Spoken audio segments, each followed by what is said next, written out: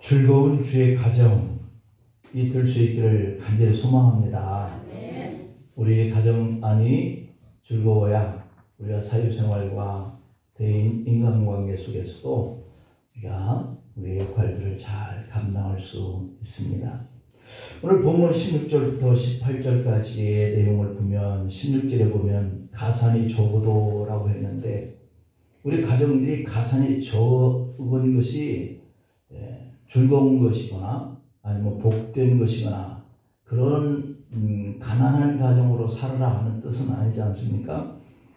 가산이 적은 가운데도 여호와를 경외하는 것, 이것을 요구하고 있고, 또 17절에 보면 채소를 먹으면서, 그런 고기 먹지 말라는 뜻이 아니죠. 채소를 먹어도 서로 사랑하는 가정이 되었으면 하는 그런 바람을 말씀하고 있는 뜻이죠. 대우그룹의 김우종 회장은 세계는 넓고 할 일은 많다라고 하는 이런 책을 냈는데요.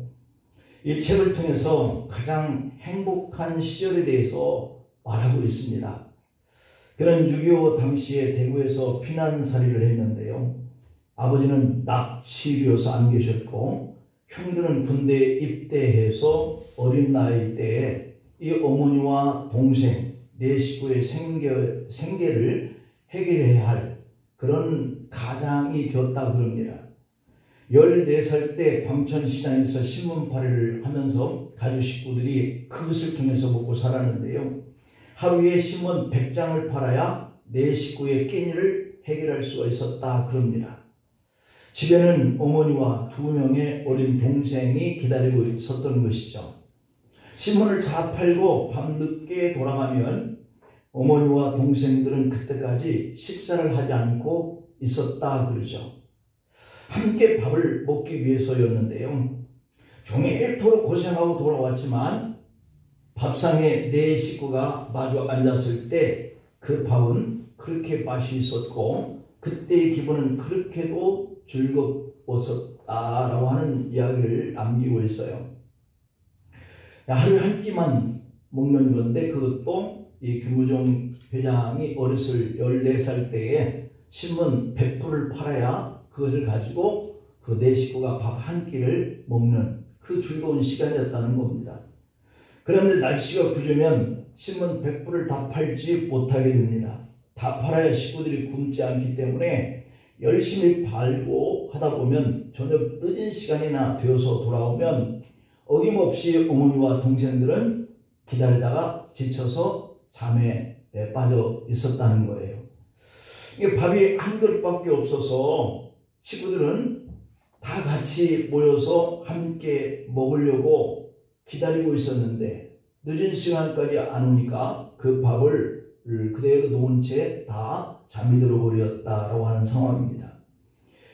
김우종 회장이 그때 신문 팔고 밤늦게 집에 들어가면 일어나신 어머니는 밥 한 그릇을 앞에 내놓으면서 우리는 먼저 먹었다. 시장아치 어서 먹으라 라고 말을 했다는 겁니다. 김 회장은 책 안에서 미리 동생들을 재운 어머니의 마음을 내가 어떻게 모를 수가 있겠는가 라고 기록을 하고 있어요. 밖에서 돌아온 형 몫의 밥 한 그릇을 위해서 두 동생은 허기진 배를 안고 억지로 잠을 청해야 하고 그런 두 동생, 두 아들을 보면서 이 밥은 하루 종일 신문팔이를 하고 돌아오는 큰 아들 몫으로 남겨둬야 하는 그 어머니의 모습을 볼 때 왈칵 눈물이 쏟아질 것만 같았고 그러면서도 자신은 그 눈물을 감추면서 어머니한테 이렇게 얘기했다는 거죠. 나는 밖에서 오뎅이랑 사 먹었더니 배가 불러요. 어머니랑 동생들이나 드세요 라고 말을 했다는 겁니다.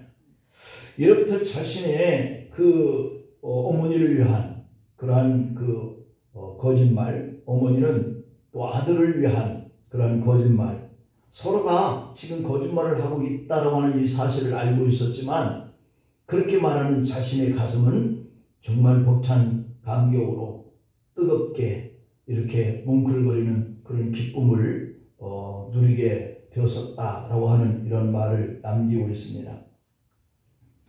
책에서 김 회장은 이렇게 말을 합니다. 행복은 다른 것이 아니다.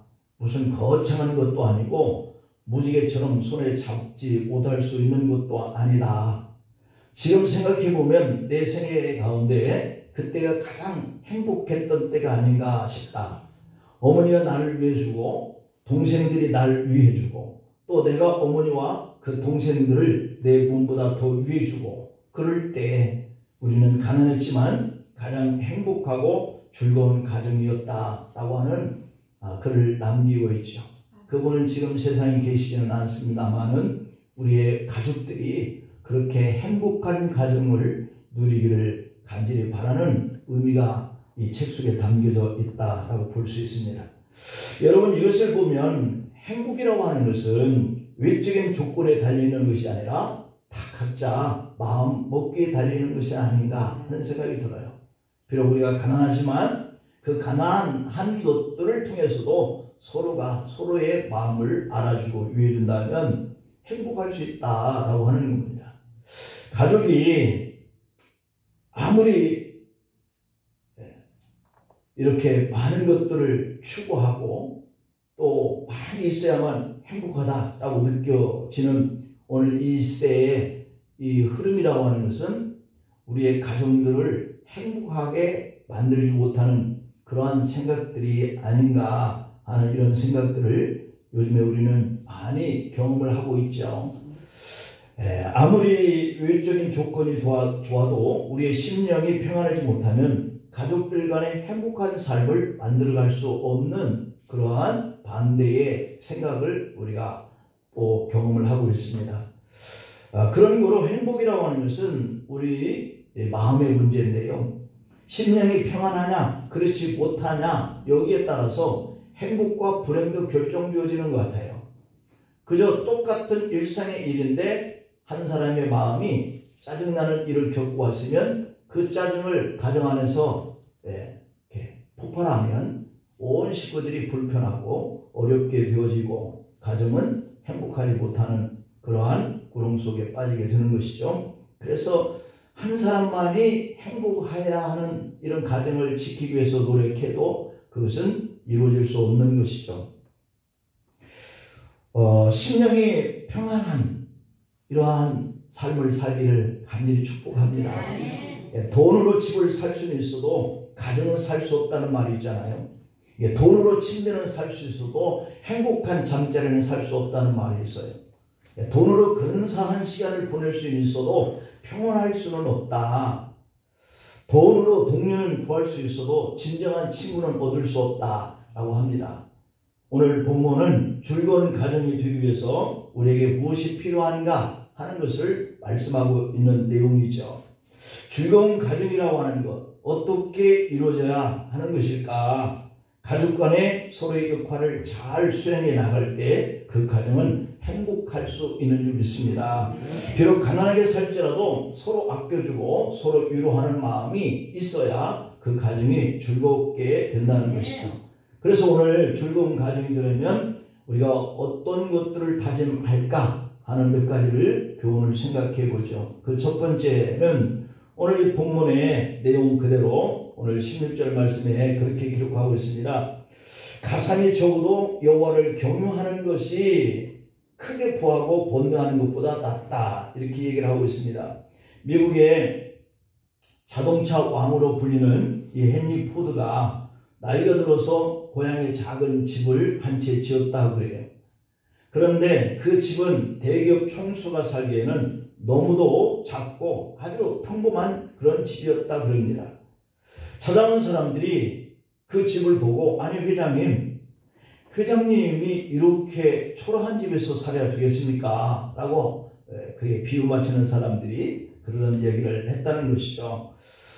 그런 이야기를 이렇게 듣고 회장은 비록 호화롭지는 않더라도 불편하지 않아서 걱정이 없네 라고 말을 했다고 그러죠.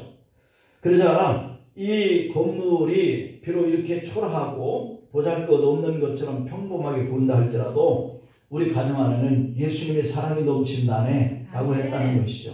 여러분의 가정에도 예수님의 사랑이 넘치는 가정이 되기를 꿈꾸시고 이루기를 위해서 노력해야 할 것 같습니다. 예, 오늘 헨리 포드가 말할 때마다 헨리 포드는 꿈을 꾸는 그런 사람이었고 그의 아내는 기도하는 사람이었다라고 하는 말들이 그 후로 이렇게 사람들 입과 입을 통해서 전달되기에 이르렀다는 것이죠. 그래요. 오늘 우리들 또 꿈을 꿔야 하고 그리고 아내는 기도하는 사람의 가정이다 이렇게 얘기했듯이 우리가 서로 꿈을 꾸고 서로 그 꿈을 이루기 위해서 기도하는 이런 가정이 행복한 가정이 될 수 있습니다. 비록 보통의 평범한 그러한 집이라 할지라도 그 안에 꿈을 꾸는 사람이 있고 기도하는 사람이 있다면 그 가정은 행복할 수 있는 것이죠. 아무리 사업적으로 성공을 해도 이 포드에게 가장 중요한 것은 가정이었고 그것도 하나님을 경외하는 가정을 세워가려고 애를 썼다고 그러죠.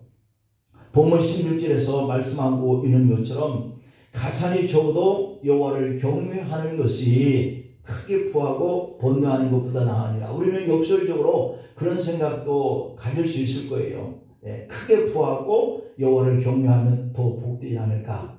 할렐루야. 아멘. 그럴 수만 있다면요. 예, 그럴 수만 있다면 크게 복되게 살면서도 이 포도처럼 그냥 평범한 그런 집이지만 그 안에 기도하고 꿈을 꾸고 이런 가정이 되니까 사람들이 부러워할 만한 그런 큰 부를 누릴 수 있었는지는 모르겠어요.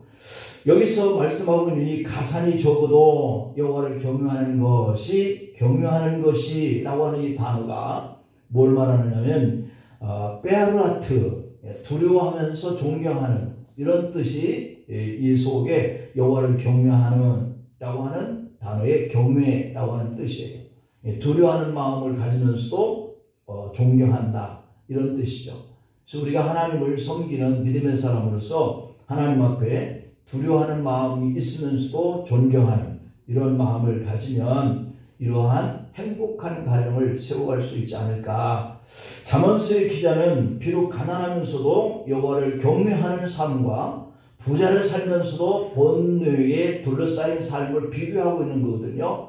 여러분들이 만약에 선택한다면 이 가정에 가면은 늘 웃음이 있고 즐겁고 서로 어른과 아이, 자녀와 부모가 서로 즐겁게 대화 나누고 웃고 이러는 가정인데 그냥 평범해. 가난하다 사람들이 볼 때 그런 가정이 있다. 부유합니다. 차도 좋고 집도 의리의리하고 그런데 그 집에 들어가기만 하면 서로 각방에 들어가거나 모이면 서로 다투고 싸우고 막 이러는 가정이 있다 그런다면 그래도 그 가정을 선택하시겠습니까? 행복한 가정을 선택하겠습니까? 우리의 삶의 기준이겠죠. 우리가 너무 이 가난에 찌들어서 고통이 가시지 않는다면 아마 내가 우리 가정과 식구들과 싸우는 한이 있어도 좀 많이 가져갔으면 좋겠다. 그 소원이 할지도 모르겠죠. 사람마다 다 다를 수 있겠지만 그러나 하나님이 원하시는 것은 비록 가산이 적어도 여호와를 경외하면서 꿈을 꾸고 기도하는 이런 행복한 가정이 우리의 가정이기를 원하시는 것임을 우리가 믿어야 합니다. 여러분 살다 보면 사실 가난이라고 하는 것은 우리 생활에 상당히 불편을 줍니다. 많은 그러한 수입을 1,000만 원씩 가져오던 그 한 달의 수입이 갑자기 500으로 줄어들었다 그러면 그 가정의 근심과 걱정이 떠나지 않을 수도 있겠죠. 그러나 100만 원, 200만 원 수입하던 사람이 조금 더 노력을 해서 230만 원, 250만 원이 되면 얼마나 기뻐하겠습니까? 500만 원보다 훨씬 적은 200, 230, 250만 원 가지고 기뻐하는 거. 이게 우리 사람들의 마음의 심리적인 요인이거든요.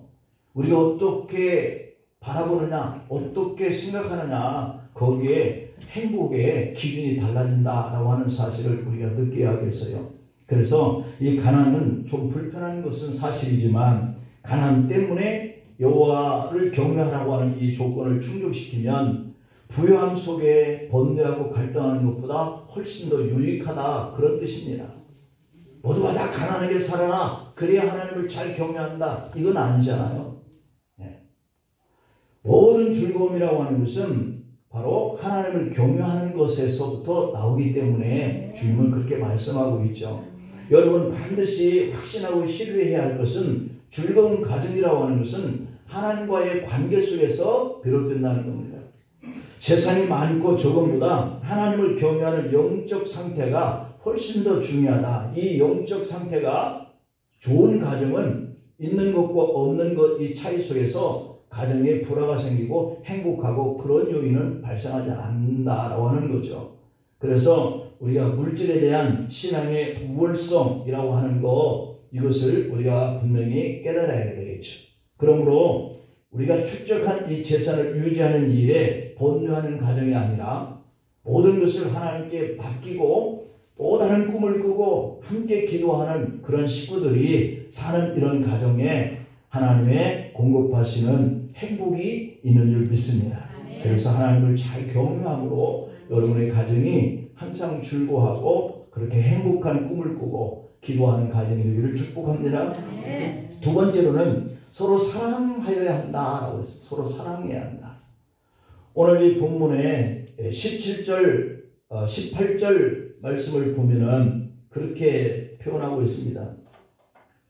17절에 보면 채소를 먹으며 서로 사랑하는 것이 라고 이렇게 표현하고 있어요. 채소를 먹는데 서로 사랑하는 마음이 이렇게 일어날 수 있겠냐. 가끔씩 고기도 먹어야 되고 가끔씩 외식도 해야 되고 그래야 사랑이 나오는 거 아니냐 이렇게 우리가 생각할 수도 있는데요. 김춘수 시인의 꽃이라고 하는 그 시 내용을 보면 내가 그의 이름을 불러주기 전에는 그는 다만 하나의 몸짓에 지나지 않았다. 내가 그의 이름을 불러주었을 때 그는 나에게 와서 꽃이 되었다 라고 하는 내용이 있습니다. 참 좋은 그런 시 말이죠. 그냥 이렇게 있으면 이 꽃은 그냥 꽃이에요.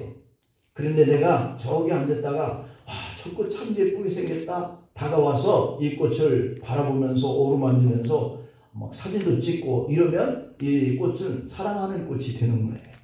그냥 몸만 꽃이 아니라 사랑받는 꽃이 될 수 있는 것이죠. 그래서 우리가 관심을 가지고 다가가고 그렇게 하는 가족이 되어야 서로 사랑할 수 있게 되는 것이지 아버지지 뭐 어머니지 딸이지 아들이지 그리고 내일이 바빠서 각각 그냥 관심 가져주는 이 마음이 없으면 사랑받는 가족이 될 수 없는 거예요. 그 이름을 불러준다라고 하는 것은 그의 의미와 존재 가치를 인정해 주는 것인데 그때 비로소 꽃이 된다는 것이죠. 그때 비로소 내 부모가 되고 내 자녀가 된다는 말이거든요. 가족 관계도 꽃이 이렇게 피어야 하는데 꽃처럼 피어 있을 때 다가와서 관심을 바라보고 들여다봐주고 이래야 되는데 가족끼리 혹은 부부가 수없는 서로의 정죄와 비난을 하면 이 가족들의 영혼이 움츠려든다 그러는 거예요. 아버지만 들으면 각방에 들어가서 숨는 이런 자녀들이 된다면 그들의 영혼이 그 아버지 때문에 움츠려들어 있는 거거든요. 어머니만 들어오면 또 한판 붙겠다 아빠하고 이렇게 된다면 그 가정이 영혼이 움츠려들고 있는 거예요.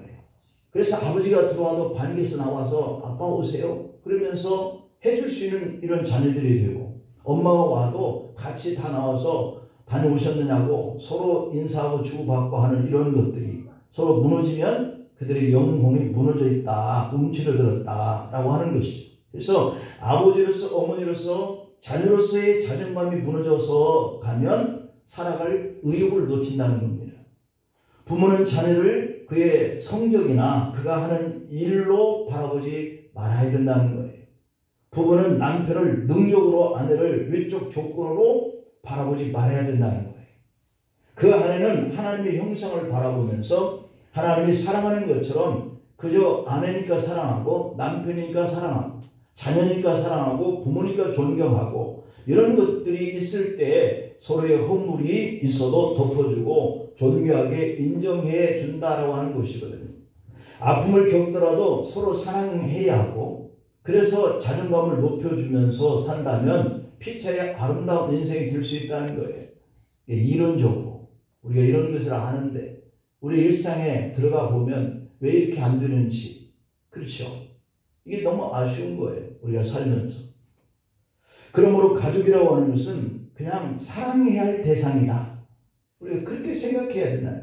지적하고 내 감정 막 폭발시키고 하는 대상이 아니라 그냥 저 사람은 내가 사랑해야 할 사람이라고 하는 생각을 우리가 가져야 된다. 자녀는 부모의 소유물이나 부속품이 아니라고 하는 사실, 부모가 못다한 한을 풀어줄 도구도 아니라고 하는 사실, 자녀를 존중하고 격려하고 칭찬하고 세워줄 때 이 한 송이 아름다운 꽃으로 피어나게 된다는 것이죠. 가정에서 그가 향기가 되어주고, 그래서 가정이 다 같이 행복하게 살아갈 수 있는 천국이 된다라고 하는 겁니다. 서로 사랑해서 머물러서 있어야 할 그 가정, 그렇게 세워나가기를 축복합니다. 오늘 본문 17절에 채소를 먹으며 서로 사랑하는 것이 살찌는 소를 먹으며 서로 미워하는 것보다 나으니라 그랬습니다. 채소만 먹으면서 사는 가정이 행복하다 이런 뜻이 아니라 서로 채소를 먹을지언정 사랑하는 가정이 되니까 소를 먹으면서 서로 미워하는 가정보다 훨씬 낫다 이런 뜻이죠. 여기서 서로 사랑하는 것, 이것은 왜 아하바라고 하는 단어인데요.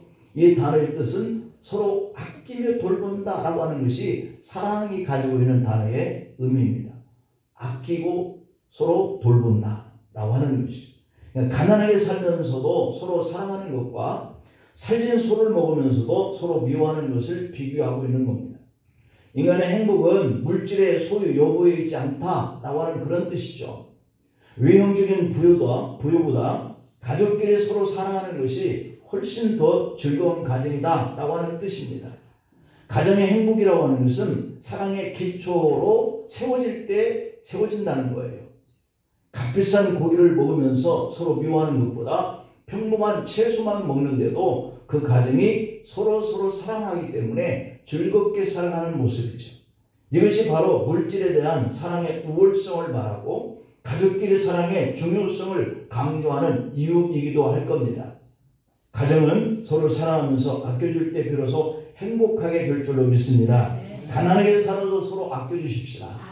서로의 사랑이 그에게 힘이 되어서 꿈을 꾸고 기도하는 사람이 되지 않겠어요? 즐거운 가정, 행복한 가정이 이루어질 수 있기를 간절히 소망합니다. 마지막으로 노를 더디하라 그렇게 얘기합니다. 노를 더디하라. 술을 만들어 파는 두 가정이 있었다고 그래요. 술을 만드는 두 가정이 살고 있었어요. 양쪽에서. 시어머니가 술밥을 솥에 안 치고 며느리에게 불을 떼라 라고 했는데 경험이 없는 며느리가 계속 불을 떼다가 솥이 금이 가고 말았어요. 깨지고 말았죠. 시어머니가 화가 나서 욕설을 퍼부으며 며느리를 구박합니다. 며느리는 일부러 그런 것도 아니다 라고 항변을 합니다. 그러자 곁에 있던 시아버지가 뭘 잘했다고 뻔뻔하게 대들어 라고 거듭니다. 호통을 칩니다. 며느리가 화가 납니다. 사람이 말도 못해요? 라고 대꾸합니다. 옆에 있던 남편이 그 모습을 봅니다. 어디서 시부모에게 말대꾸야? 아내의 따귀를 때립니다. 그러자 며느리는 악을 쓰면서 남편에게 덤벼듭니다. 화가 난 남편은 계속 때리고 집안은 아수라장이 되었습니다. 반면에 앞집에 술 만드는 이 가정에는 시어머니가 밥을 안 치고 새로 맞이한 며느리에게 불을 떼라 그랬습니다. 어떻게 며느리들은 다 불만 떼는지 모르겠지만 어쨌든 그 집도 시어머니가 안 치고 며느리가 불을 뗐어요. 밥 짓는 경험이 없는 며느리가 불을 계속 떼다가 이 집도 솥이 금이가 깨졌습니다. 두려운 마음이 어쩔 줄 몰라 하는 이 며느리에게 시어머니가 다가와서 하는 말이 애야 내가 물을 너무 적게 부어서 그런가 보다. 그러면서 오히려 며느리를 위로합니다. 밖에 있던 시아버지는 내가 부엌에 나무를 너무 많이 쟁여놔서 그런가 보다. 그렇게 말을 합니다. 옆에 있던 남편은 아니에요. 내가 물을 너무 적게 길어와가지고 그렇게 되었으니 모두 다 제 책임이에요. 그러는 겁니다. 그러자 며느리는 아니에요. 제가 불 조절을 잘못해서 그런 것이니 제가 다음부터 조심하겠습니다. 그러는 겁니다. 여러분, 똑같이 술 만드는 집인데 똑같이 시부모가 있고 그리고 며느리가 있고 그의 남편, 아들이 있는데 어쩌면 똑같은 현상 앞에 이렇게 상황이 다를까요? 책임을 서로 지고 화를 내지 않는 화목한 가정의 모습, 오늘 본문 18절이 그 의미를 우리에게 교훈합니다.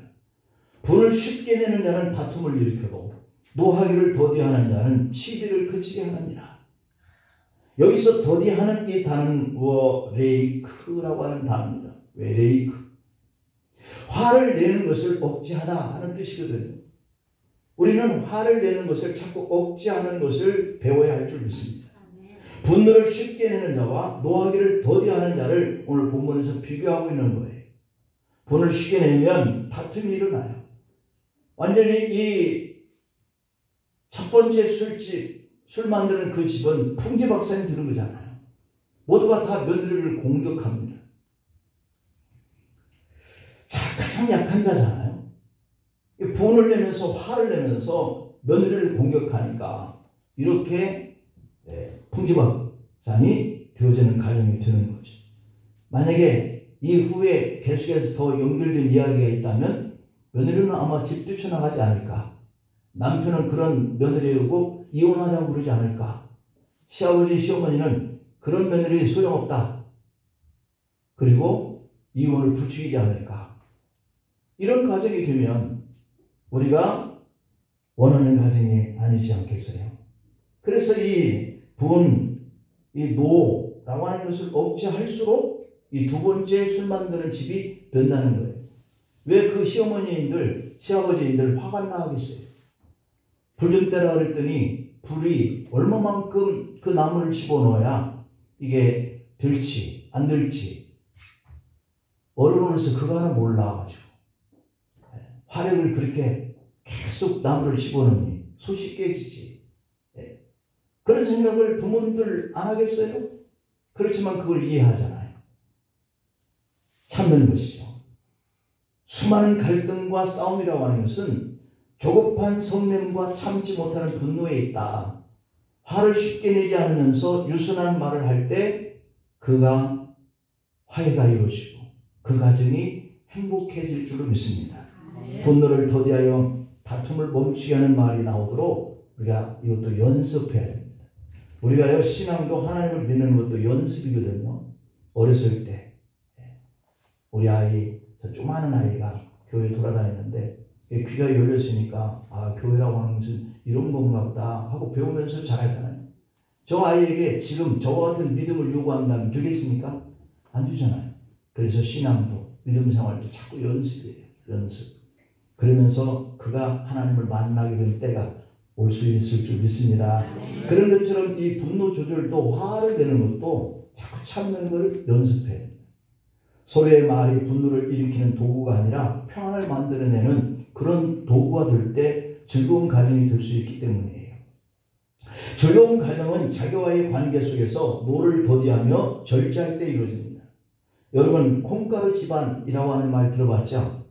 집안의 다툼이 끊이질 않고 가족들이 제멋대로 말하고 행동하니까 엉망진창이 된 집안을 가리켜서 콩가루 집안이다 이렇게 얘기를 하는데 왜 엉망진창이라고 하는 이 집을 콩가루라고 표현했을까 궁금하죠? 왜 엉망진창된 이 가정을 콩가루 집안이라고 했을까 하는 그런 표현이 있는데 이 쌀가루나 밀가루 같은 다른 곡물 가루는 물을 넣고 반죽을 하면 잘 뭉쳐져서 떡을 만들기도 하고 빵을 만들기도 한다 합니다. 그런데 콩가루는 물을 넣고 아무리 반죽을 해도 뭉쳐지질 않는다고 합니다. 오히려 다른 곡물 반죽이 서로 잘 붙는 것을 막기 위해서 이 콩가루를 묻히고 바로 인절미가 그렇게 해서 콩가루를 붙인다는 의미가 있는 거예요. 인절미 자체는 끈적끈적한데 콩가루를 붙여놓으면 손이 잡을 수 있지 않겠어요? 찹쌀로 떡을 만들어 놓으면 서로 잘 붙습니다. 그러나 찹쌀떡에 콩가루를 묻혀놓으면 서로 붙지 않는다고 합니다. 콩가루는 하나가 되는 것을 방해할 뿐만 아니라 서로 뿔뿔이 흩어지게 만드는 역할을 한다고 해요.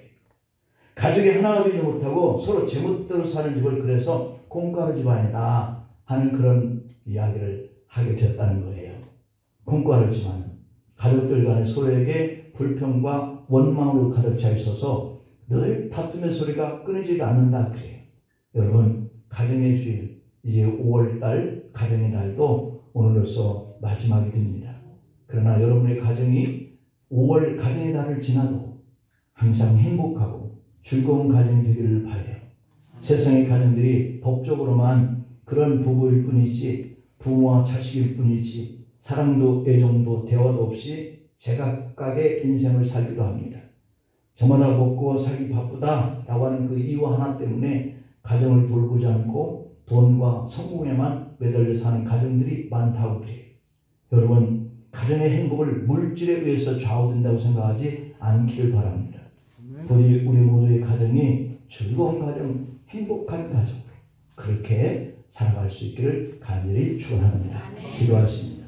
아버지 하나님, 물질이나 소유가 아니라 하나님을 주인으로 삼고 오직 여호와 하나님만을 경외하는 가정으로 살게 도와주옵소서. 서로의 허물을 덮어주고 사랑하면서 서로 배려하는 가정이 되게 도와주옵소서. 분과 노를 더디하여서 즐거운 가정으로 세워가는 복된 성도로 살아서 주님의 축복으로 행복한 가정이 다 만들어지게 역사하여 주옵소서. 우리뿐만 아니라 우리 자녀들의 세계에도 번성하고 번창하되 하나님을 잘 경외하고 사랑하면서 서로 그 마음을 녹여가며 위로하며 우리의 성난 마음들을 참아갈 수 있는 노력들을 기울이면서 가정을 살리고 우리가 번성하며 하나님 앞에 영광 돌리는 축복의 가문들이 다 되게 역사해 주옵소서. 예수님의 이름으로 기도하옵나이다. 아멘.